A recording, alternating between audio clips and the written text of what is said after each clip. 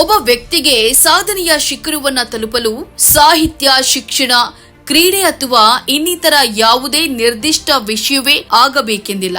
ಹೊರತು ಈ ಸಮಾಜಕ್ಕೆ ಉತ್ತಮ ಕೊಡುಗೆ ನೀಡುವ, ಧನಾತ್ಮಕ ಚಿಂತನೆಗಳಿಗೆ ಪ್ರೇರಣೆಯನ್ನ ಸೃಷ್ಟಿಸುವ ಅಥವಾ ತನ್ನ ನಾಡಿನ ಸಂಸ್ಕೃತಿಯನ್ನ ಎತ್ತಿ ಹಿಡಿಯುವ, ಬೆಳೆಸುವ, ಉಳಿಸುವ ಯಾವುದೇ ಒಂದು ಸಮಾಜಮುಖಿ ಕಾರ್ಯಕ್ರಮಗಳಲ್ಲಿ ನಿರಂತರವಾಗಿ ಮುನ್ನಡೆದರೆ ಸಮಾಜ ಅವರನ್ನ ಗುರುತಿಸುತ್ತದೆ ಅನ್ನೋದರಲ್ಲಿ ಎರಡು ಮಾತಿಲ್ಲ. ಅಂತೆಯೇ ಇತ್ತೀಚೆಗೆ ನಡೆದ ಕರ್ನಾಟಕ ರಾಜ್ಯೋತ್ಸವದಂದು ಜಿಲ್ಲಾ ರಾಜ್ಯೋತ್ಸವ ಪ್ರಶಸ್ತಿಗೆ ಆಯ್ಕೆಯಾದವರ ಪೈಕಿಯಲ್ಲಿ ಒಬ್ಬ ಯುವಕರು ಎಲ್ಲರ ಗಮನ ಸೆಳೆದಿದ್ದಾರೆ. ಯಾರಾಗಿರಬಹುದು ಆ ಯುವಕ? ಇವರನ್ನ ಆರಿಸಿರುವ ಕಾರಣವಾದರೂ ಏನು ಎಂಬ ಪ್ರಶ್ನೆಗಳಿಗೆ ಉತ್ತರ ಹಾಗೂ ಆ ಸೃಜನಶೀಲ ಯುವಕನ ರೋಚಕ ಕತೆ ಇಲ್ಲಿದೆ ನೋಡಿ. ಹೌದು, ಇವರು ಮೊಹಮ್ಮದ್ ಯಾಸೀರ್ ಕಲ್ಲಡ್ಕ. ಕರಾವಳಿಯಲ್ಲಿ ಹೊರತುಪಡಿಸಿ ಇವರ ಹೆಸರು ಕೇಳಿದವರು ವಿರಳವಾಗಿರಬಹುದು. ಆದರೆ ಮೊಹಮ್ಮದ್ ಯಾಸೀರ್ ತನ್ನ ಬಾಲ್ಯದಿಂದ ಆರಂಭಿಸಿ ಇದುವರೆಗೂ ಹಲವು ವರ್ಷಗಳ ಕಾಲದ ನಿರಂತರವಾದ ಕಠಿಣ ಪರಿಶ್ರಮದಿಂದ ದುಡಿದು ತನ್ನದೇ ಆದ ಕ್ರಿಯಾಶೀಲತೆಯಿಂದ ನಿರ್ಮಿಸಿದ ಕಲ್ಲಡ್ಕ ಮ್ಯೂಸಿಯಂ ಎಂಬ ಅಪರೂಪದಲ್ಲಿಯೇ ಅಪರೂಪವಾದ ಈ ವಸ್ತು ಸಂಗ್ರಹಾಲಯ ಇದೀಗ ಕರ್ನಾಟಕದಲ್ಲಿ ಪ್ರಸಿದ್ಧಿಯಾಗಿ ನಿಂತಿದೆ. ಮೊಹಮ್ಮದ್ ಯಾಸೀರ್ ಅವರು ಬಾಲ್ಯದಿಂದಲೇ ಕಲಾತ್ಮಕ ಕ್ರಿಯೆಗಳಲ್ಲಿ ಬಹಳ ಆಸಕ್ತಿ ಹೊಂದಿದವರಾಗಿದ್ದರು. ಇವರು 2003ರಲ್ಲಿ ಬಾಲ ವಿಕಾಸ ಶಾಲೆಯಲ್ಲಿ 9ನೇ ತರಗತಿ ವಿದ್ಯಾರ್ಥಿಯಾಗಿ ಓದುತ್ತಿದ್ದಾಗ ತಾನು ಕಲಾ ವಿಭಾಗದ ನಾಯಕರಾಗಿದ್ದರು. ಆದ್ದರಿಂದ ಕಲಾ ವಿಭಾಗದಲ್ಲಿ ಏನೆಲ್ಲ ಕ್ರಿಯಾಶೀಲತೆಗಳನ್ನ ಮಾಡಬಹುದು ಎನ್ನುವ ಬಗ್ಗೆ ತನ್ನ ಶಿಕ್ಷಕರಲ್ಲಿ ಕೇಳಿದಾಗ ಅವರು ಹಳೆಯ ನಾಣ್ಯಗಳು, ನೋಟುಗಳು ಹಾಗೂ ಚಿತ್ರಗಳ ಸಂಗ್ರಹ ಹಾಗೂ ಇತ್ಯಾದಿ ಕಲಾತ್ಮಕ ಚಟುವಟಿಕೆಗಳನ್ನ ಮಾಡಲು ಸಲಹೆಯನ್ನ ನೀಡಿದ್ರು. ಅಂದಿನಿಂದ ಮೊಹಮ್ಮದ್ ಯಾಸೀರ್ ಅವರು ಆರಂಭಿಸಿದ ಕ್ರಿಯಾತ್ಮಕ ಪ್ರಕ್ರಿಯೆಗಳು ಅವರ ನಿರಂತರವಾದ ಪರಿಶ್ರಮದಿಂದ ಇಂದು ಹೆಮ್ಮರವಾಗಿ ಬೆಳೆದು ನಿಂತಿದೆ. ಕಲ್ಲಡ್ಕ ಮ್ಯೂಸಿಯಂ ಎಂಬ ವಸ್ತು ಸಂಗ್ರಹಾಲಯದ ಮತ್ತೊಂದು ವೈಶಿಷ್ಟ್ಯತೆ ಏನೆಂದರೆ, ಕಲ್ಲಡ್ಕ ಎನ್ನುವುದು ಕೆಲವೊಮ್ಮೆ ಕೋಮು ಸೂಕ್ಷ್ಮ ಪ್ರದೇಶವಾಗಿ ಗುರುತಿಸಲ್ಪಡುವ ಜಾಗ. ಆದರೆ ಅಂತಹ ಜಾಗದಲ್ಲಿ ಸರ್ವಧರ್ಮ ಸಂಗಮ ತಾಣವಾಗಿ ಸೌಹಾರ್ದತೆಯ ಪ್ರತೀಕವಾಗಿ ನಿಂತಿದೆ ಮೊಹಮ್ಮದ್ ಯಾಸೀರ್ ಅವರು ನಿರ್ಮಿಸಿದ ಪ್ರಸ್ತುತ ಕಲ್ಲಡ್ಕ ಮ್ಯೂಸಿಯಂ ಅನ್ನೋದು.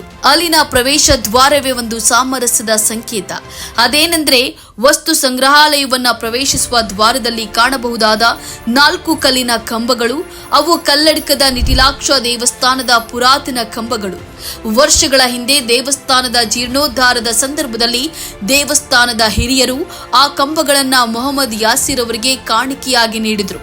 ಅದನ್ನ ಬಹಳ ಖುಷಿಯಿಂದ ಸ್ವೀಕರಿಸಿ ಮ್ಯೂಸಿಯಂನ ಮುಖ್ಯ ದ್ವಾರದಲ್ಲೇ ಇರಿಸಿದ್ದಾರೆ. ಹಾಗೂ ಪ್ರಸ್ತುತ ಮ್ಯೂಸಿಯಂನಲ್ಲಿ ಎಲ್ಲ ಧರ್ಮಗಳ ಪುರಾತನ ಹಾಗೂ ಪವಿತ್ರ ವಸ್ತುಗಳು, ಸ್ಮಾರಕಗಳು ಹಾಗೂ ಭಗವದ್ಗೀತೆ, ಕುರಾನ್ ಸೇರಿ ಹಲವು ಧರ್ಮಗಳ ಪವಿತ್ರ ಗ್ರಂಥಗಳು ಇವೆ. ಅಲ್ಲದೆ ಹಿಂದೂ ಧರ್ಮದ ಪವಿತ್ರ ನದಿಗಳಾದ ಗಂಗಾ, ಪ್ರಯಾಗ್ರಾಜ್ ಹಾಗೂ ಕಾಶಿಯ ಪವಿತ್ರ ಜಲಗಳ ಸಂಗ್ರಹವಿದೆ. ಹಾಗೂ ಇಸ್ಲಾಂ ಧರ್ಮದ ಪವಿತ್ರ ಜಲವಾಗಿರುವ ಝಂಝಂ ಪವಿತ್ರ ಜಲವೂ ಇದೆ. ಇನ್ನು ವೈಶಿಷ್ಟ್ಯತೆಯ ವಿಷಯಕ್ಕೆ ಬಂದ್ರೆ, ಈ ಪರಿಮಿತಿ ತುಣುಕಿನಲ್ಲಿ ಹೇಳಿ ಮುಗಿಸಲಾಗದಷ್ಟು ವಸ್ತುಗಳಿವೆ. ದಕ್ಷಿಣ ಕನ್ನಡದಲ್ಲಿ ಈಗ ಲಭ್ಯವಿರುವ ಹಾಗೂ ಹಿಂದಿನ ಕಾಲದಲ್ಲಿ ಮಾರುಕಟ್ಟೆಯಲ್ಲಿ ಸಿಗ್ತಾ ಇದ್ದ ಬರೋಬ್ಬರಿ 26 ತರಹದ ತಂಪು ಪಾನೀಯಗಳ ಬಾಟಲ್ಗಳಿವೆ. ಅದರಲ್ಲೂ ಮತ್ತೊಂದು ಕ್ರಿಯಾತ್ಮಕ ವಿಷಯವೇನೆಂದ್ರೆ, ಇಂಗ್ಲಿಷ್ ವರ್ಣಮಾಲೆಯ ಎ ಇಂದ ಹಿಡಿದು ಝೆಡ್ ವರೆಗಿರುವ ಎಲ್ಲ ಲೆಟರ್ಸ್ಗಳಿಂದ ಆರಂಭಿಸುವ ಹೆಸರಿನ ಕಂಪನಿಗಳ ತಂಪು ಪಾನೀಯದ ಬಾಟಲ್ಗಳನ್ನ ಸಾಲಾಗಿ ಜೋಡಿಸಲಾಗಿದೆ.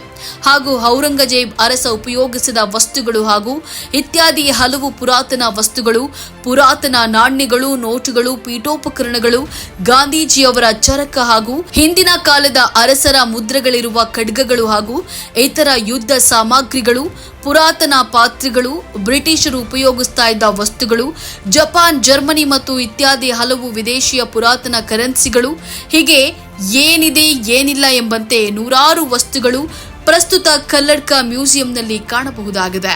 ಮೊಹಮ್ಮದ್ ಯಾಸೀರ್ ಅವರ ಹಲವು ವರ್ಷಗಳ ನಿರಂತರ ಪರಿಶ್ರಮದಿಂದ ಬಹಳ ವೈಶಿಷ್ಟ್ಯವಾಗಿ ನಿರ್ಮಿಸಿದ ಈ ಮ್ಯೂಸಿಯಂಗೆ ದಿನವೂ ವಿವಿಧ ಊರುಗಳಿಂದ ಶಾಲಾ ಕಾಲೇಜಿನ ವಿದ್ಯಾರ್ಥಿಗಳು, ಪ್ರವಾಸಿಗರು ಭೇಟಿಯನ್ನ ನೀಡ್ತಿರ್ತಾರೆ.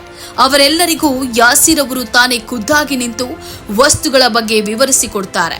ಯಾಸೀರ್ ಅವರ ಈ ಕ್ರಿಯಾತ್ಮಕ ಸಾಧನೆಗೆ ಜಿಲ್ಲಾ ರಾಜ್ಯೋತ್ಸವ ಪ್ರಶಸ್ತಿ ಸೇರಿದಂತೆ ಹಲವಾರು ಪ್ರಶಸ್ತಿ ಪುರಸ್ಕಾರಗಳು ಲಭಿಸಿವೆ. ತನ್ನ ಯುವ ಪ್ರಾಯದಲ್ಲಿಯೇ ಕಲ್ಲಡ್ಕ ಮ್ಯೂಸಿಯಂ ಎಂಬ ಇಂತಹ ಅಪರೂಪದ ಸೌಹಾರ್ದದ ಸ್ಮಾರಕವನ್ನ ನಿರ್ಮಿಸಿ ನಾಡಿನ ಯುವ ಜನತೆಗೆ ಮಾದರಿಯಾದ ಮೊಹಮ್ಮದ್ ಯಾಸೀರ್ ಅವರಿಗೆ ಕನ್ನಡ ಮುಸ್ಲಿಂ ಒಕ್ಕೂಟದಿಂದ ಹಾರ್ದಿಕ ಅಭಿನಂದನೆಗಳನ್ನ ಸಲ್ಲಿಸುತ್ತೇವೆ. ಈ ತರಹದ ಕುತೂಹಲಕಾರಿ ಮಾಹಿತಿಗಾಗಿ ಕನ್ನಡ ಮುಸ್ಲಿಂ ಒಕ್ಕೂಟ ಫೇಸ್ಬುಕ್ ಪೇಜ್, ಇನ್ಸ್ಟಾಗ್ರಾಮ್, ಯೂಟ್ಯೂಬ್ ಅನ್ನ ಸಬ್ಸ್ಕ್ರೈಬ್ ಮಾಡಿ, ಲೈಕ್ ಮಾಡಿ, ಕಮೆಂಟ್ ಮಾಡಿ, ಶೇರ್ ಮಾಡಿ.